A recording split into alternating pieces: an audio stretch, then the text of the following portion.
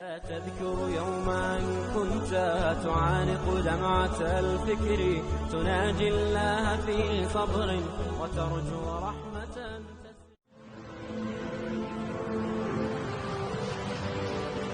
حضرت عمر رضی اللہ تعالیٰ عنہ جب ایمان لائے تو آپ نے ایک ایک کافر کے گھر کے دروازے پہ کھڑے ہو کے کہا کہ تم کمزوروں کو مارتے تھے، میں تمہیں بتانے آیا ہوں میں محمد عربی کا نوکر بن گیا. بلکہ آپ نے اعلان کیا جس نے اپنی بیوی کو بیوہ اور بچوں کو یتیم کروانا ہو اور اپنے ماں باپ کی کمر کو جھکانا ہو وہ عمر کے مقابلے میں آئے. اللہ اکبر.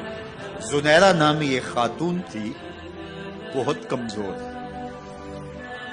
راوی کہتا ہے کہ اس کی ہڈیوں میں گودا نہیں تھا، عشق رسول تھا، اور اس کا ظالم آقا اس کو مارتا ہے، اور جب مار مار کے تھک جاتا ہے ادھر سے عمر آ رہے ہیں. یہ اسلام لانے کی پہلے کی کہانی ہے. ادھر سے عمر آ رہے ہیں تو اس نے کہا عمر تم جوان آدمی ہو تو یہ چھوڑتی نہیں ہے اپنے نبی کا نام، ذرا تم آؤ.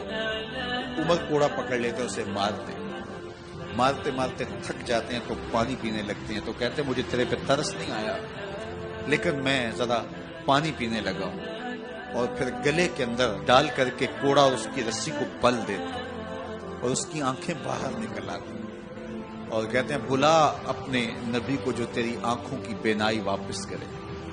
اللہ اکبر. تو اس نے آسمان کی طرف منہ کر کے کہا مالک میں کبھی بھی آنکھوں کی بینائی نہ مانگتی لیکن اب تیرے نبی کی عزت کا سوال ہے. آنکھوں کی بینائی واپس ہو جاتی ہے. زنیرہ کو بڑا مارا. آج عمر گلیوں میں آنکھوں میں آنسو ہیں اور عجیب دل بےتاب ہے اور کہتے ہیں آؤ بھائی میں حضور کا غلام بن گیا ہوں، تمہیں بتانے آیا ہوں. زنیرہ نے موڑ کاٹا تو آگے عمر یہ آواز دے رہے تھے. زنیرہ ایک کونے پہ کھڑے ہو کے رو کے کہتی ہے عمر تم تو بڑے اس دن جوش و غضب میں تھے اور تم مارتے ہوئے تھکتے نہیں تھے. تو عمر نے کہا زنیرہ اس دن میں نے دیکھا نہیں تھا، اب میں محمد عربی کو دیکھ آیا ہوں. جنہ ویکھیا نہیں ہو کرن گلاں، جنہ ویکھیا نہیں ہو کرن گلاں، جنہ ویکھیا ہو تے بول دے، جڑے محرم راز حقیقت دے اور راز حقیقت کھول دے. تو حضرت عمر رضی اللہ تعالیٰ عنہ ایمان لائے. حضرت عبداللہ ابن مسعود رضی اللہ تعالیٰ عنہ فرماتے ہیں کہ حضرت عمر کا ایمان لانا مسلمانوں کے لیے عزت کا سبب تھا. ان کا ہجرت کرنا مسلمانوں کی نصرت تھی اور ان کی خلافت مسلمانوں کے لیے رحمت. حضرت عمر رضی اللہ تعالی عنہ وہ ہیں کہ میرے حضور نے فرمایا لوگوں جب نیک لوگوں کا ذکر کرو تو میرے عمر کا تذکرہ ضرور کیا کرو. میرا عمر وہ ہے کہ جب وہ ایک سمت سے آ رہا ہو، ایک گلی اور بازار سے آ رہا ہو تو شیطان بھی آ رہا ہو عمر کو دیکھ کے راستہ تبدیل کر لیتا ہے. حضرت عمر رضی اللہ تعالی عنہ کی طبیعت کے اندر جو جاہ و جلال تھا، طبیعت کے اندر جو سختی تھی وہ اسلام کے اندر آ کر بھی قائم ہے. اور آپ نے وہی سختی، وہی جاہ و جلال جو پہلے مسلمانوں کے خلاف تھا اب کفار کے خلاف، منافقین کے خلاف حضرت عمر کی طبیعت کے اندر وہ جوش و خروش بدستور موجود ہے. لیکن جس دن آپ خلیفہ بنے تو اس دن آپ نے ممبر پہ چڑھ کے جو خطبہ دیا اس میں کہا لوگوں میں سخت اس لیے تھا کہ رسول اللہ نرم تھے، پھر میں سخت اس لیے تھا کہ حضرت ابو بکر صدیق نرم تھے، اب میں تخت خلافت پہ بیٹھا ہوں، اب میری سختی جو ہے وہ نرمی میں تبدیل ہو. صرف فاسقوں، فاجروں اور باغیوں کے لیے میں سخت ہوں، باقی تمہارے لیے نرم. سب سے کم جو تنخواہ بیت المال سے اگر کسی وجود نے لی ہے تو وہ حضرت عمر رضی اللہ تعالیٰ نے صرف 2 جوڑے لیتے تھے سال میں. اور راوی کہتا ہے کہ میں نے دیکھا ہے کہ اس میں بھی 17 پیوند لگے ہوتے تھے. حضرت عمر رضی اللہ تعالیٰ عنہ کا طرز زندگی، آپ کا انداز معاشرت اور آپ کا انداز خلافت، ہر لمحہ آپ کی زندگی کا اٹھا کے دیکھیے کتنی مرتبہ قرآن حضرت عمر کی رائے کے مطابق نازل. اللہ تعالیٰ جل شانہ نے ان کو صاحب الہام بنایا تھا.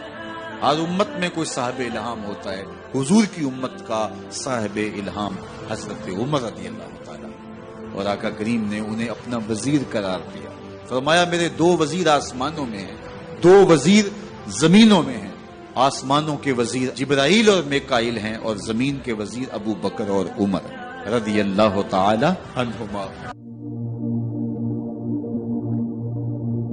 ایک دن حضرت عمر بیٹھ کے رو رہے تھے، تو کسی نے کہا حضرت رو کیوں رہے ہیں؟ فرمایا کہ میں اس لیے رو رہا ہوں کہ فلاں پل سے بکریاں گزری ہیں، تو پل کے اندر شکستگی تھی، ٹوٹا ہوا تھا پل درمیان میں، اس میں ایک بکری کی ٹانگ ٹوٹ گئی ہے، تو میں ڈرتا ہوں کہ میرا رب یہ نہ پوچھے کہ عمر تو نے پل صحیح تعمیر نہیں کروائے تھے کہ ایک بکری کی ٹانگ کیوں ٹوٹی ہے۔ یہ ہے حضرت عمر رضی اللہ تعالی عنہ۔ اللہ اکبر۔ تو اللہ تعالیٰ جل شانہ نے حضرت سیدنا عمر بن خطاب رضی اللہ تعالیٰ عنہ سے جو کام لیا، مختصر دور خلافت کے اندر 10 سال 6 ماہ 4 دن آپ نے خلافت فرمائی ہے، لیکن کہاں سے چلے اور یہاں مکران تک، بلوچستان کا حصہ ہے، یہاں تک آپ کے سلطنت کی حدود وسیع، ادھر آرمینیا تک جا پہنچے، حمص فتح کیا، قادسیہ، یرموک۔ آپ ذرا دیکھیے کہ کہاں تک آپ کی فوجوں کے گھوڑے دوڑتے رہے، اور اللہ تعالیٰ جل شانہ نے ان کو جو توانائی، عدل و انصاف کی قوت عطا فرمائی۔ اللہ اکبر۔ جب زمین پہ عدل کیا ہو تو زمین بھی حکم مانتی ہے، اور حضرت عمر وہ تھے جن کا حکم ہوائیں بھی مانتی تھی، زمین بھی مانتی تھی، جن کا حکم جو ہے وہ آگ بھی تسلیم کرتی تھی اور دریا بھی ان کا حکم مانا کرتے تھے۔ مصر کے اندر یہ رسمیں بد جاری تھی کہ سال کے بعد ایک دوشیزہ کو زیورات پہنا کے اچھے لباس میں ملبوس کر کے دریا کی بھیڑ چڑھایا جاتا، اس کی قربانی دی جاتی، اس کا خون بہتا تو دریا چلتا۔ جب مسلمانوں نے مصر فتح کیا تو گورنر نے لکھا کہ اسلام تو اس طرح کی رسوم کی اجازت نہیں دیتا، لیکن خشک سالی ہے، لوگوں کی فصلیں ویران پڑی ہے، تو حضرت کیا کیا جائے؟ تو حضرت عمر رضی اللہ تعالیٰ عنہ کاغذ کے ٹکڑے پہ لکھتے ہیں بسم اللہ الرحمن الرحیم، مصر کے نیل کی جانب عمر کا خط لکھتے ہیں، اے نیل اگر تو اللہ کے حکم سے چلا کرتا ہے تو چل، ورنہ ہمیں تیرے چلنے کی کوئی حاجت نہیں ہے۔ اور قاصد کو کہا یہ خط لے جاؤ اور جا کے دریائے نیل میں پھینک دو۔ قاصد جا کے خط دریائے نیل میں پھینک دیتا ہے، پانی آتا ہے، ایسا دریائے نیل چلا، 14 صدیاں ہوئی ہیں آج تک کبھی بند ہی نہیں ہوا۔ دریا حکم مانتے، آگ نکلتی ہے۔ لوگ حضرت عمر رضی اللہ تعالی عنہ کے پاس آئے، حضرت لاوا پھوٹا ہے، آگ نکل رہی ہے اور مدینے کی طرف بڑھ رہی ہے، اب کیا کیا جائے؟ فائر بریگیڈ تو زمانے میں تھی نہیں۔ عمر نے اپنی قمیض اتاری، جس قمیض پہ 17 پیوند لگے ہوئے تھے چمڑے کے، کہا یہ قمیض لے جاؤ، جدھر آگ بڑھ رہی ہے آگے ڈھالنا، آگ پیچھے بھاگ جائے گی۔ زلزلہ آتا ہے تو زمین پہ درہ مارتے ہیں، زمین رک جا، کیا عمر نے تیری چھاتی پہ عدل نہیں کیا؟ تو یہ عمر ہیں رضی اللہ تعالی عنہ کہ جن کے انصاف کی وجہ سے، جن کے عدل کی وجہ سے اللہ تعالیٰ کی رحمات اور اس کی برکات کا نزول ہوتا تھا، اور اللہ تعالیٰ نے مسلمانوں کو وہ آبرو مند حکومت دی۔ کائنات کی تاریخ کے اندر ایسی حکومت آپ نے نہیں دیکھی ہوگی جو حضرت عمر نے حکومت کی ہے۔ اللہ اکبر۔ فرمایا فرات کے کنارے پہ ایک کتا بھی پیاسا مر گیا تو اس کا حساب بھی عمر سے ہوگا۔ باہر سے سفیر آتا ہے اور آ کے پوچھتا ہے کہ میں امیر المومنین کے، مسلمانوں کے حکمران کے محل میں جانا ہے، تو مسکرا کے کہتے ہیں ہمارے امیر کا تو کوئی محل نہیں ہے۔ کہا کہاں ہے تمہارا امیر؟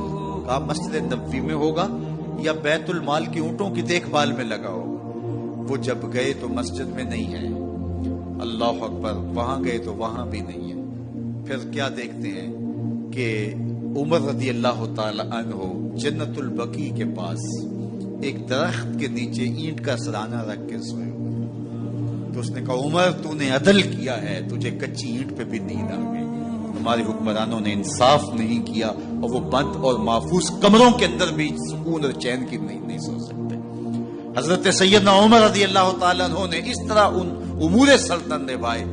آپ دن کو لوگوں کی دیکھ بھالی کرتے، لوگوں کی ضروریات سنتے سمجھتے، اور جب رات پڑتی لوگ سو جاتے، عمر مدینے کی گلیوں میں پہرا دیتے۔ کائنات نے کوئی ایسا بھی حکمران دیکھا ہوگا؟ اللہ اکبر۔ وہ مجاہد جو مختلف محاذات پہ گئے ہوئے ہوتے، ان کے گھروں کی دیکھ بھالی کرتے، ان کی ضروریات کا خیال رکھتے، ان کی آبرو کا پہرا دیتے۔ راتوں کی تنہائیوں کے اندر حضرت عمر اٹھتے اور جا کے گشت کرتے، چکر لگاتے، دیکھتے کوئی آنکھ پر نم نہ ہو، مفلسی کا کسی گھر میں ماتم نہ ہو۔